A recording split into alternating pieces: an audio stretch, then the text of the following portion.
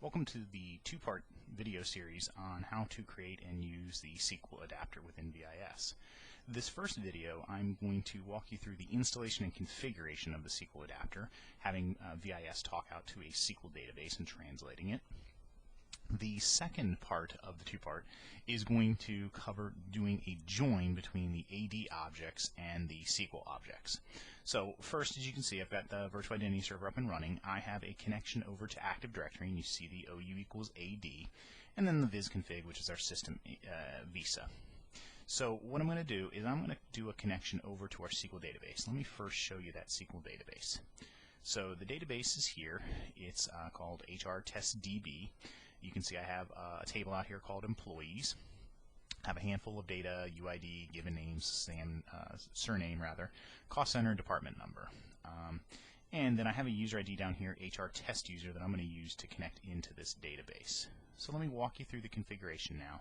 Come over here to our virtual identity server configuration and drill into our AD visa set. Here's where AD is. First note, you'll notice that I am going to create it in this AD visa set, and the reason is I'm going to do a join later. Again, visas need to be in the same visa set to do a join. So here's the AD visa. I'm going to right click here and choose create visa, and walks me through. So I'm going to create a SQL visa, and I'll just give it the same description. We'll do a search order of 2 and choose SQL. When I do that, you'll notice that it grays out the partitions because they just don't apply because this is a SQL as opposed to an LDAP directory. And I'm going to type OU equals SQL, comma DCVIS, comma DC equals net, and go ahead and click save. Now it's also noting me if I changed any partition information that I may need to repurge some data if I needed to. So what I'm going to do now, notice also here I have 3 items that are highlighted in yellow. This is giving me a visual clue that this is incomplete. So it's a warning. Anything showing up in yellow is a warning. So one, I have to at least enable one visa bind profile. I need to create a connection and an object class mapping. So I knew that I needed to do these for a SQL visa. So let's go ahead and do those and finish out that configuration. So I'm going to right click on create visa connections and choose that, and just type in there SQL again. SQL. I'm going to give it a connection order of 1. So this is how many pooled connections do I want to the database. My test system here, 1 is fine. Notice it automatically filled out the custom adapters to the SQL DLL. So done that, created that connection. Now I'm going to go ahead and create this bind profile that I talked about. So the bind profile is what credentials are we going to connect over to the SQL database with. Now there's 2 options, and you'll see here we have the database connection string. So there's 2 options. The first is integrated security, and that is truly integrated security into SQL Server database. And how that uses is the credentials that VIS is running as. So what you would need to do here is under Virtual Identity Server, the service running in Windows, you would come here and choose an account like I have here where I've connected in with administrator. So the VIS service here is running as the administrator account in AD. Could be any other service account. But what's going to happen here is when it goes to connect to the database, if you've chosen integrated, it's going to use the credentials typed in here to connect to the database. So that's option 1, choosing integrated. Option 2 is a standard SQL account type login. So I'm going to choose that here, and I'm going to come in, and obviously it's kind of filled out some of this information for us as sample data. Password is password 1 in my example. Now I'm going to give it the user ID, which is HR_test_user, and I have the semicolon. Then the initial catalog is the name of the database. So my example is HR test DB, and then for my local host, or rather for my data source, which is your server name, I'm going to type localhost. So that's complete. I have enabled this. Again, I got a warning here letting me and making sure that I knew to add this bind profile up to a VIS admins group. So you can see the videos on VIS admins group for a little bit more of a description about what that is. I'm going to go ahead and do that right now. So I have one VIS admins group. Here's the name of the group. I'm going to come to the associated bind profile, create one here, and I'm going to call it SQL.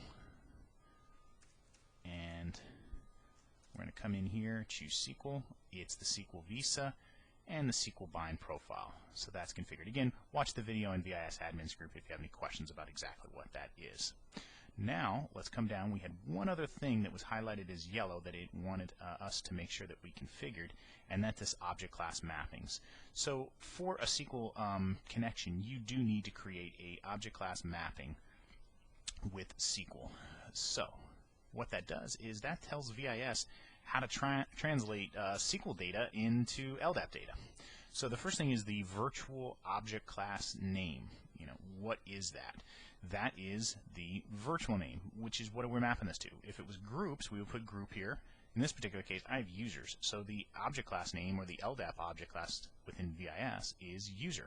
So I type in user. Then for the physical, you can see that it's already made the connection out there and selected the connection, or the available databases, that I can go to. This could be a database table or view. In this particular case, it is directly to the table, so I'm choosing the employees table.